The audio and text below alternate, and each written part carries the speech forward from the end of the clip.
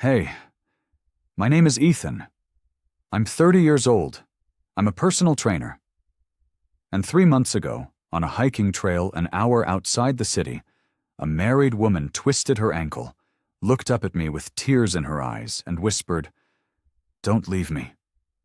I knelt there on the gravel, her perfume, citrus and vanilla, mixing with the smell of pine, her wedding ring cold in my pocket, and I said, "I haven't, since the day we met."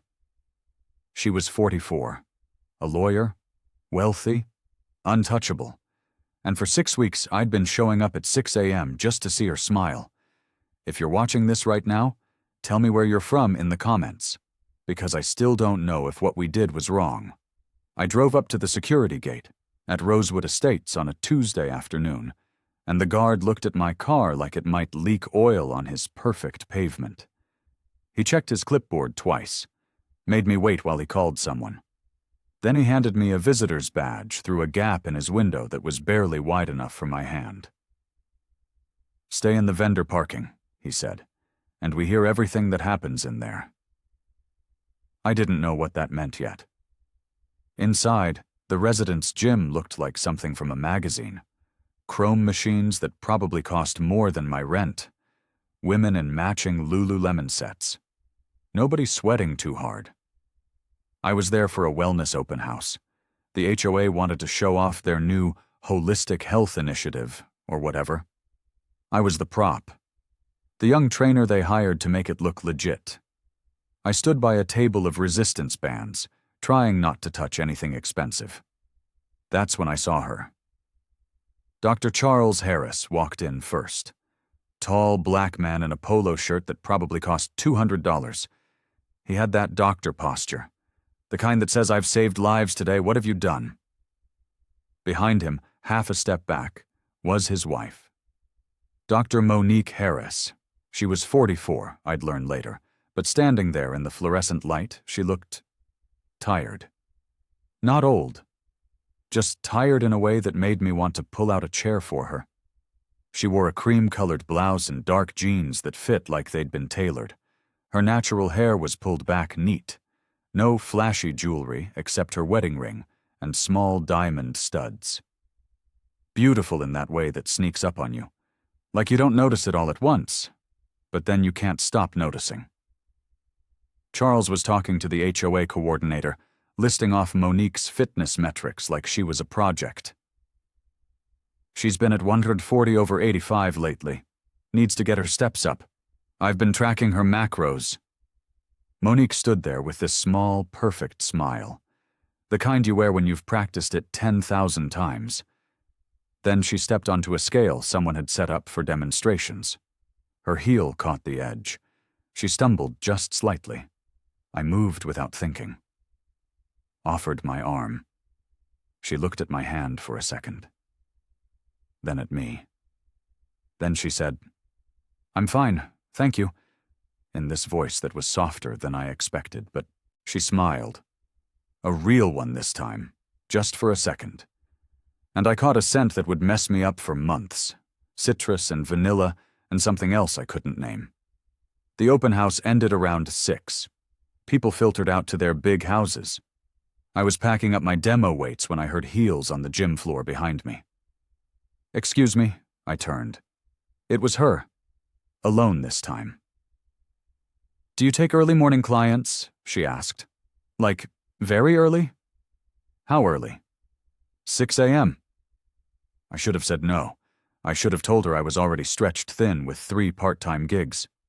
But I looked at her standing there, still in her work clothes, and I thought about that stumble on the scale.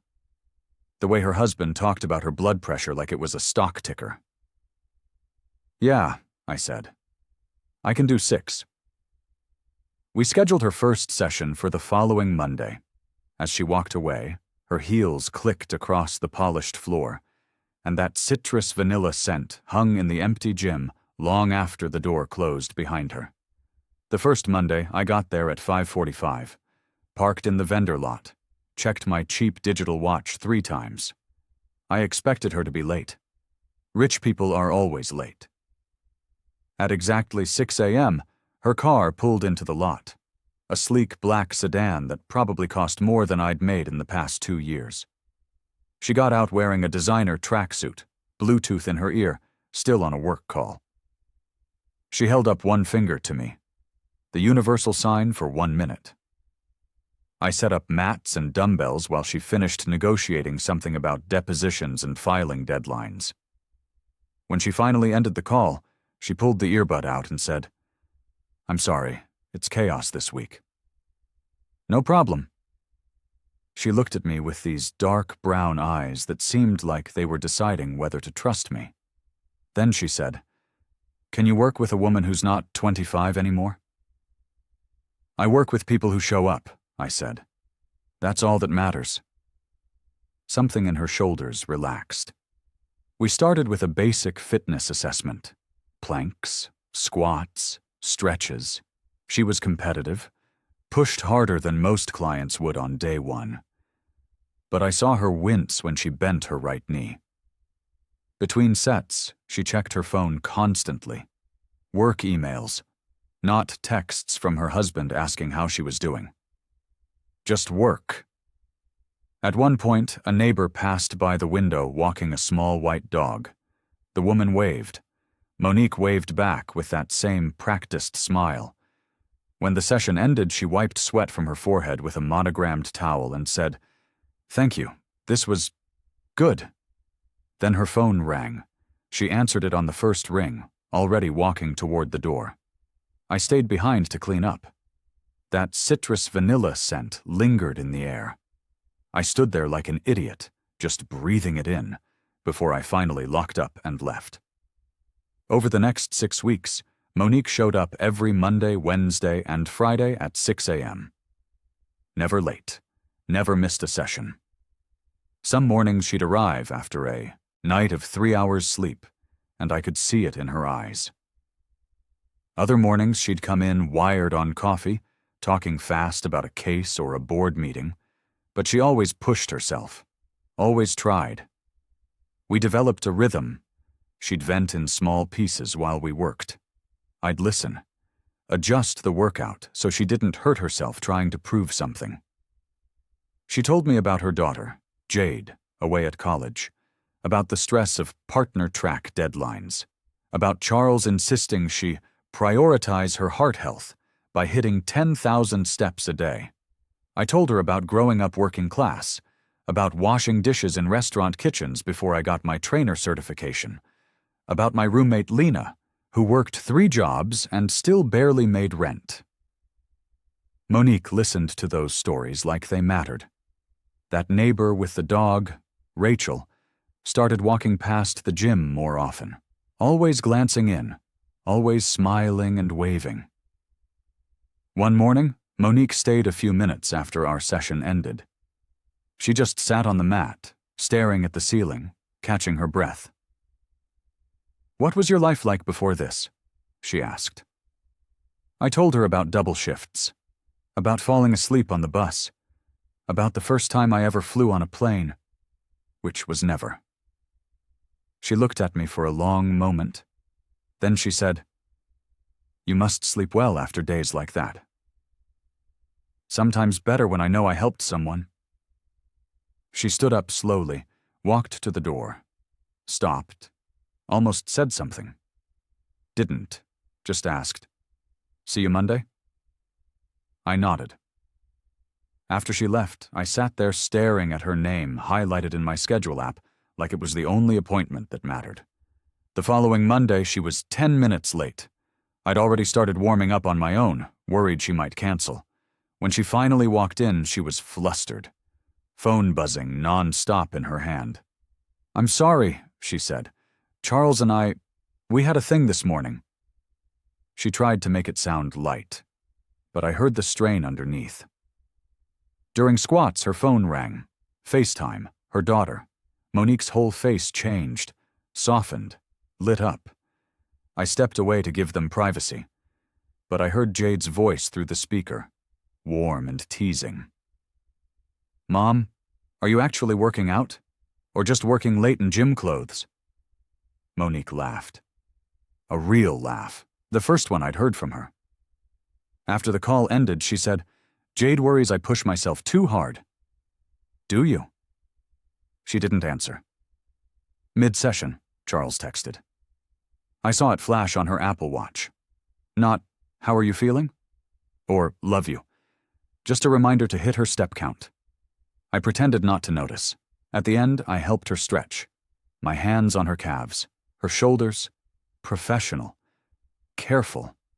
She closed her eyes and let out this long, slow breath, like she'd been holding it for years. "How far have you ever hiked?" she asked suddenly. "I lead group hikes sometimes, up at the state park. Nothing crazy." Her eyes opened. "That sounds quiet." "It is. Maybe I should try something outdoors next time." I nodded, but I didn't push it, just watched her leave, wondering what it would be like to see her somewhere other than this glass box. 2 weeks later, there was an HOA wellness event at the clubhouse. I set up a booth demonstrating resistance bands. Families walked around, couples held hands. Rachel chatted with other neighbors, her voice carrying. Then Charles arrived with Monique. He steered her straight to my booth.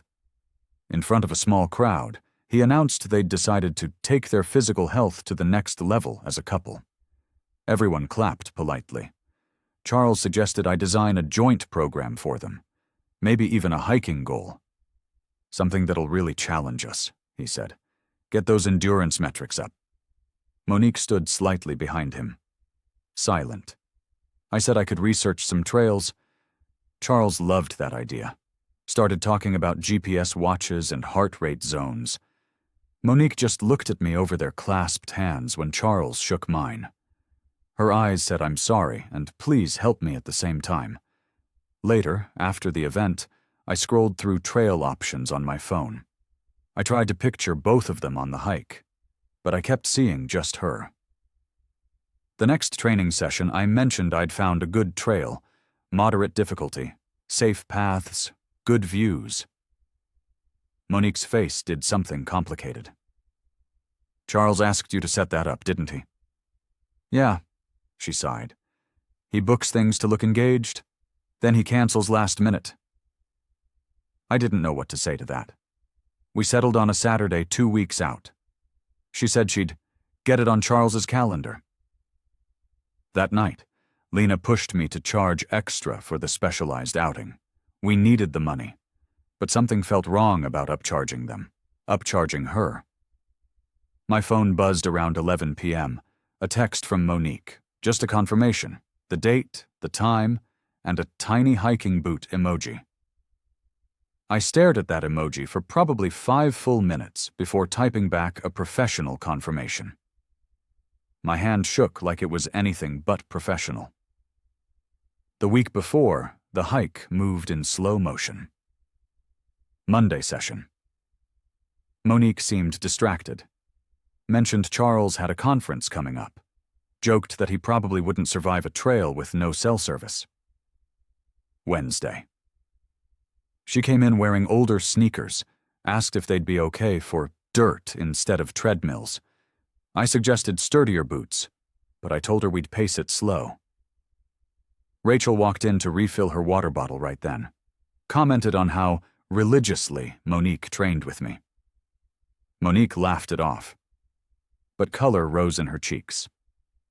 Friday night, I prepped my hiking pack like I was going on an expedition. First aid kit, protein bars, athletic tape, extra bandana. I checked the weather 3 times. Clear? Cool? Perfect. Lena walked past my room, saw me organizing gear, and said, "You look like you're getting ready for a date." "It's just work."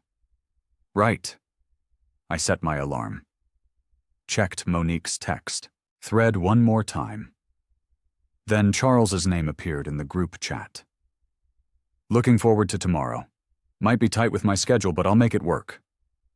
I turned off my phone. Tried to sleep. Didn't. Saturday morning before sunrise, I parked outside the Harris house for the first time. It was massive. Warm lights glowing in the windows. A front lawn that probably had a dedicated maintenance crew. I sat in my car feeling every dollar I didn't have. 5 minutes before our scheduled time, I texted that I was outside. The front door opened. Monique stepped out in carefully chosen hiking gear. Jacket pulled tight, a hint of nervous energy. "Charles is running late," she said softly. I could hear him inside. On a phone call. We waited on the porch. 5 minutes, 10, 15. Monique made small talk about the weather, about a text from Jade, about the trail. Finally, Charles appeared, still on his Bluetooth. He gestured apologetically, then ended the call just long enough to say he'd been called into an urgent consult.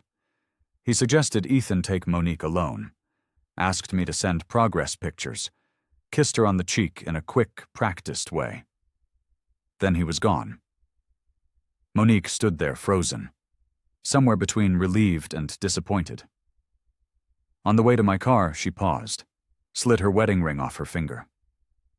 "My fingers swell when I hike," she said. She handed it to me. "Can you keep this in the console?" I took it. The metal was cold, heavy. We both felt the weight of that moment. I started the car. We buckled up, drove through the Rosewood gate as it swung open. An hour later, we pulled into the state park parking lot, stepped out into crisp morning air, walked toward the trailhead together. Our footsteps were perfectly in sync. The trail started easy. Packed dirt, morning light filtering through trees. Car sounds faded behind us. Birdsong filled in the gaps. I set a slow pace, checked in with her breathing, her joints. We talked about neutral things at first. Workouts, weather, funny gym stories. Then the trail narrowed. We had to walk single file. I reached back over roots and rocks, offered my hand. She took it. Every time. Each touch lasted just a fraction longer than it needed to. We both noticed. "It's so quiet here," she said. "At home, there's always a TV running, or Charles on a call, or some machine humming. You don't get quiet?" "Not like this." I told her about my childhood, about working 3 jobs, about never taking a real vacation. She seemed surprised I'd never been on a plane. "Really? Never? Where would I go?" She went quiet, then, "I forget sometimes how different our worlds are." The trail got steeper, loose gravel, a drop-off to one side. I turned back. "Watch your step here." I offered my hand again. She took it, squeezed a little tighter than balance required. "Don't let me fall," she said, half teasing. "I won't." We navigated the tricky section together. Me, stepping backward, her following. My other hand ready to steady her at the waist if needed. Then she asked, "Do you have anyone waiting at home?" I glanced back, surprised. "Just my roommate. I don't really date. Schedule doesn't allow it." She looked up at me when she said, "That sounds lonely." She was watching my face instead of her feet. Her boot slipped on loose rock. She cried out, ankle twisted, went down hard to one knee. I lunged forward, caught her under the arms before she hit the ground. Pain shot through her ankle. She sucked in a sharp breath, grabbed my jacket. I helped her onto a nearby flat rock, knelt in front of her. "Can I check it?" She nodded. I touched her ankle gently. It was already swelling. She flinched when I tested her range of motion. "We should call park services," I said. "Or Charles." Her eyes went wide, panicked. "No, I need a minute." I pulled out my bandana, started wrapping her ankle in a makeshift compression. My hands were shaking. She noticed. "Don't leave me," she whispered. I looked up at her, our faces inches apart. "I haven't," I said. "Not since the day we met." The words hung between us in the empty air. And everything changed. We sat on that rock for a long time. The trail was quiet around us. Occasional hikers passed in the distance, but nobody came close. I asked if she wanted to turn back. She nodded. But when I mentioned calling Charles, she shook her head hard. He'd overreact, make it a whole thing. You're hurt. I know, but not yet. Please. So we sat. The adrenaline faded, left us with just honesty. I rearranged my entire work calendar for this, she said quietly. Jade's been asking me to visit campus for weeks.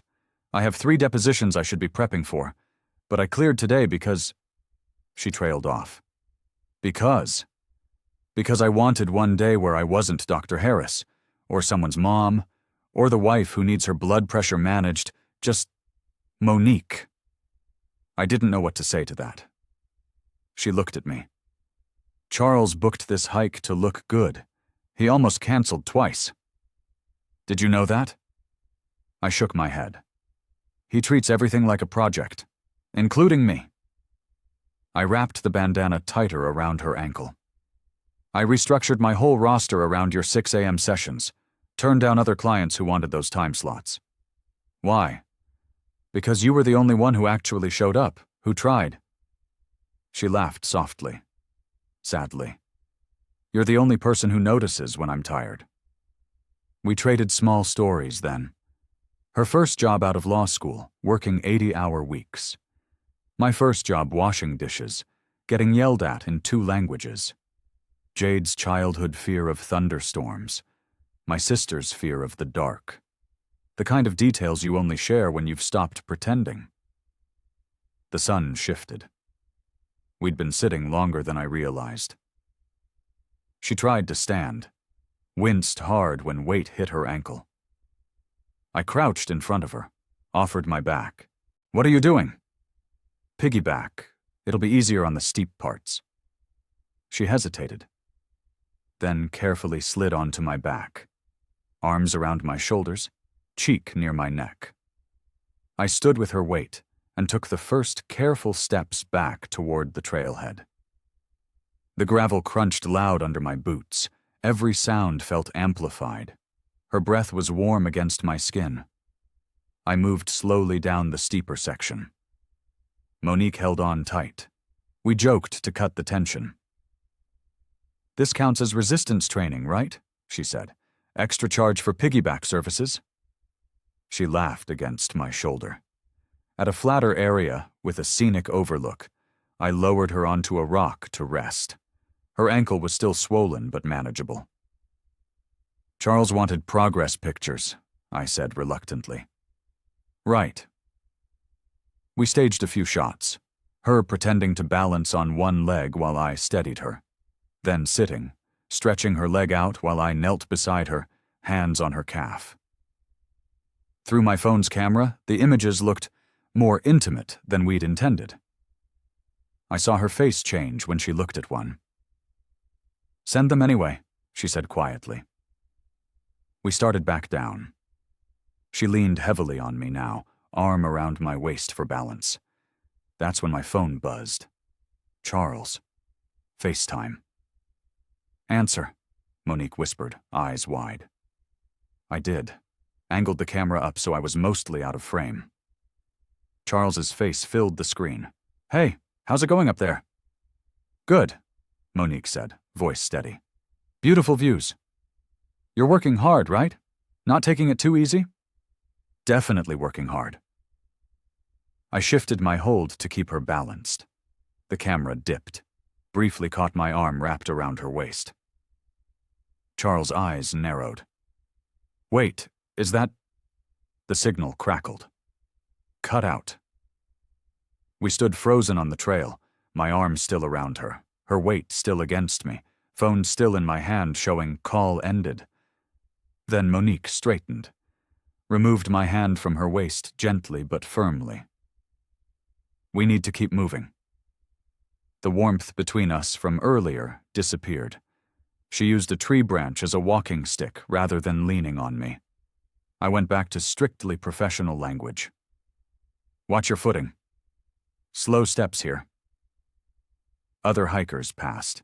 Monique put on that perfect public smile, thanked me loudly for being such a great trainer. like we had an audience to perform for.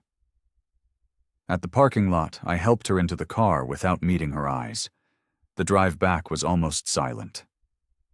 She stared out the window. I gripped the steering wheel too tight. When we pulled up to her house, she slid her wedding ring back on. Smooth, practiced, like putting on armor. "Thank you," she said formally. "I'll send payment." She got out without looking back. I sat alone in my car, her perfume already fading, Charles's house looming in my rearview mirror. I got home that afternoon and collapsed on the couch. Lena was out working. The apartment was quiet. I went through my hiking pack and realized something was missing. My bandana, still wrapped around Monique's ankle. I scrolled through the trail photos, stopped on the one where my hands were on her waist, deleted it, then recovered it from recently deleted, then stared at it for 20 minutes. I started to text her. "How's your ankle?" Deleted it, typed again. "Let me know if you need anything." Deleted that too. Lena came home late, saw my face. "What happened?" I gave her a stripped-down version. "A client twisted her ankle. I carried her. It got weird. Lena didn't buy it. Rich, married women can destroy your career if anyone even thinks something happened. Nothing happened. But you wanted it to." I didn't answer. That night, I lay in bed with my phone face down on my chest. Typed one more text. "Let me know how your ankle is." And my thumb hovered over send. I locked the phone instead. Sunday passed with no messages. Monday morning, I unlocked the Rosewood gym at 5:45, set up for Monique's session. By 6:05, she hadn't arrived. I checked my schedule. Her Monday and Wednesday sessions were marked "canceled by client." No explanation. I trained a different resident, made mistakes, lost count during sets. Rachel walked past the window, waved, mentioned she'd seen an ambulance in the neighborhood over the weekend. Not related to Monique, but it fueled the gossip tension anyway. Over the next 3 days, Monique never rebooked. Thursday evening, I saw her getting out of her car, wearing an ankle brace, carrying a briefcase, heading to some late meeting. Our eyes met for half a second. She gave me a small, polite nod, kept walking. I stood by my car watching her disappear into her house. Opened our text thread. The cursor blinked in the empty message field. Typed, "You don't have to pretend nothing happened." Stared at it. Deleted it. Started my car in the dark. 8 days after the hike, I was teaching a group class when Lena texted, "Heads up. Your doctor wife is asking about a female trainer. After class, I saw a new trainer at the front desk. Kim. Fit woman. Late 30s. Filling out paperwork." Later that day, I passed the gym and saw Monique inside, working with Kim. She laughed at something Kim said, moved carefully around her ankle brace. I watched from the hallway. Just for a moment. Then Rachel appeared at my elbow. "Probably better optics, you know. A woman training another woman, especially with all those early morning sessions you two had." I realized then, rumors had started. And I'd never even known. That evening, an email from the HOA office, request for meeting to review vendor boundaries and expectations. I read that phrase over and over. Vendor boundaries. I forwarded it to Lena with one line. "I think I'm screwed." 2 days later, I sat in a small conference room across from the HOA coordinator and a board member. They had printouts of my contract. "There have been concerns raised," the coordinator said carefully, "about professional boundaries." "What concerns?" "One-on-one early morning sessions with Dr. Harris, the off-site hike with a married resident, the risk of impropriety."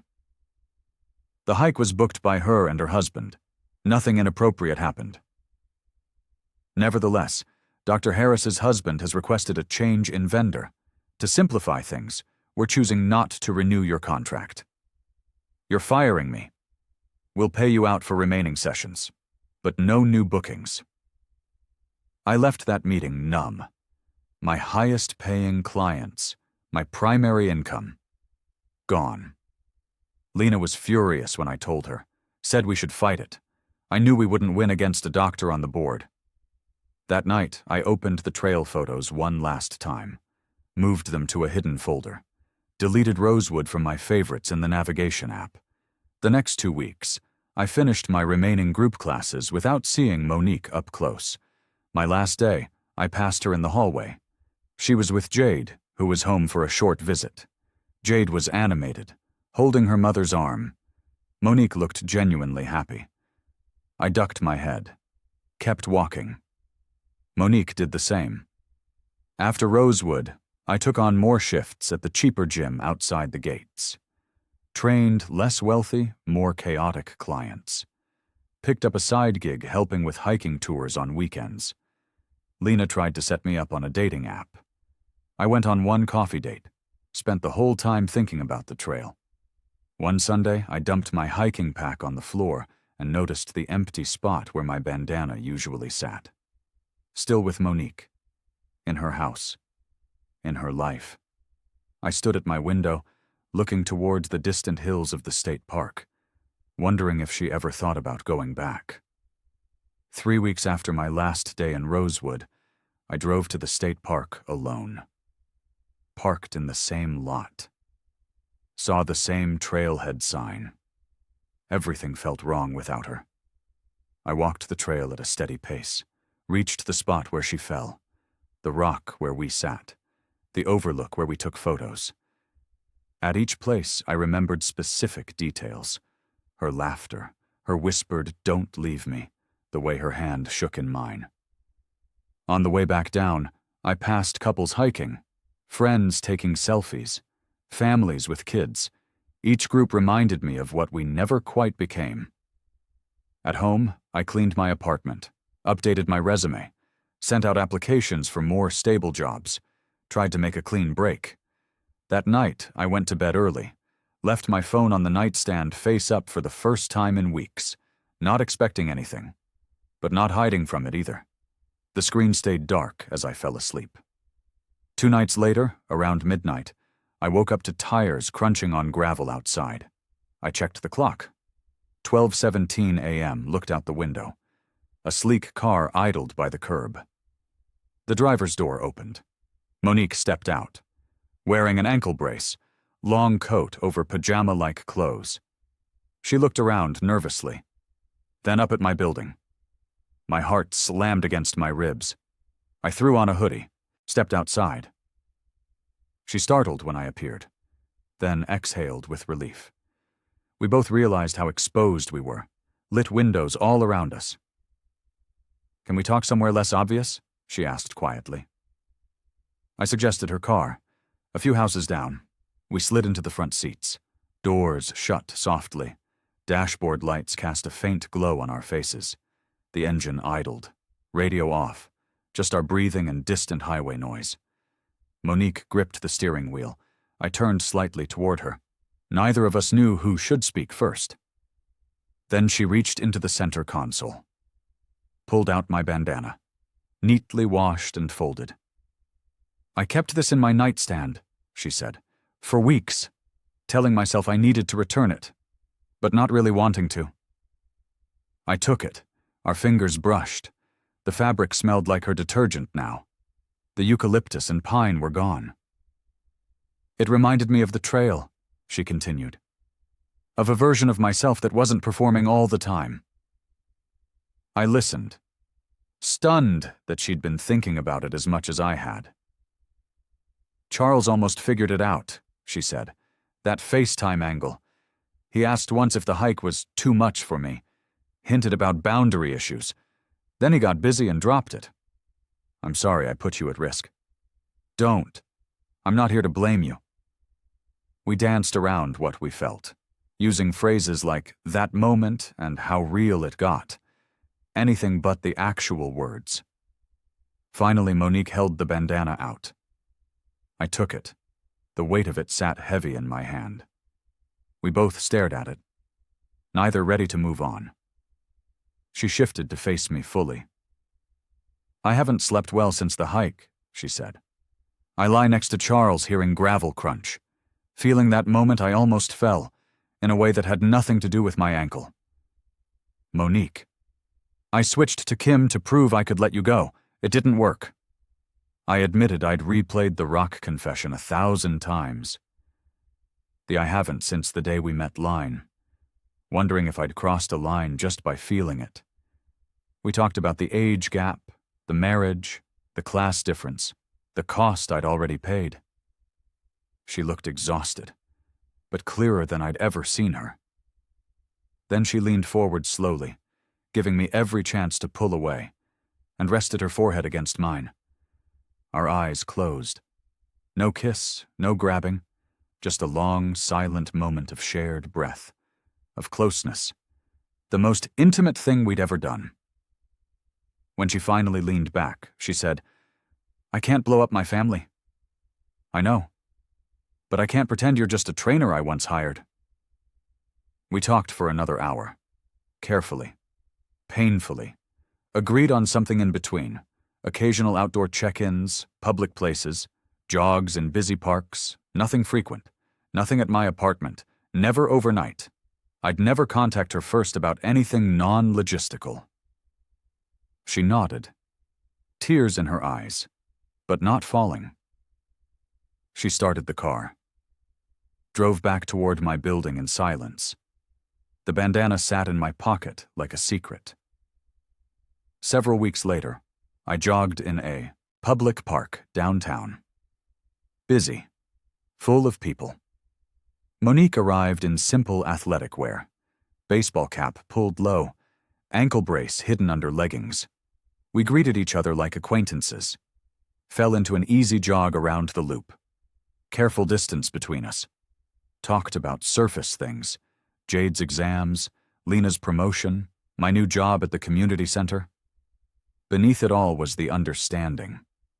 After the jog, we stretched on a bench, knees pointed opposite directions, not touching.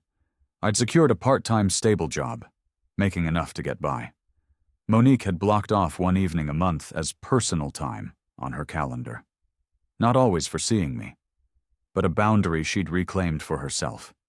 Rachel's gossip had moved on. Rosewood wasn't the center of my world anymore. As we parted, neither of us set a next date. Just, "I'll see you around." Knowing it might be weeks or months, I watched her walk toward her car. Cap pulled low. Then I turned and jogged in the opposite direction, back into my own life. 3 months after that late-night car conversation, I drove to the state park at dawn. I'd settled into the community center job, built a new routine, wasn't struggling as hard anymore. I hiked the same trail alone. The air was cool. Gravel crunched under my boots. The trail had changed slightly. Fallen branches cleared, new scuffs from other hikers. But the landmarks remained. The steep patch where she fell, the rock where we talked, the overlook where we took photos. At each spot, I reflected, not just on the longing, but on what those moments taught me, about wanting honesty, presence, being more than someone's project or service worker. Near the top, I noticed 2 sets of footprints in soft dirt, one slightly smaller than mine, running parallel, fading ahead. I couldn't know if they were hers, but I let myself imagine. I checked my phone once, just for the time, then slipped it away, content to be here with my thoughts. On the drive back, I passed near Rosewood. Didn't go through it. Just saw the distant glow of porch lights in the early morning haze. I turned toward my new routine. A life that still had her shadow in it, but wasn't defined only by it. Some mornings, I get a text with a simple time and location. Public park, busy trail, always crowded. Some weeks, I don't hear from her at all, and that's okay, because on the hiking trail, she twisted her ankle and begged me not to leave. But the truth is, I've been staying in that moment with her since the day we met. If someone finally saw you, would you walk back or keep climbing?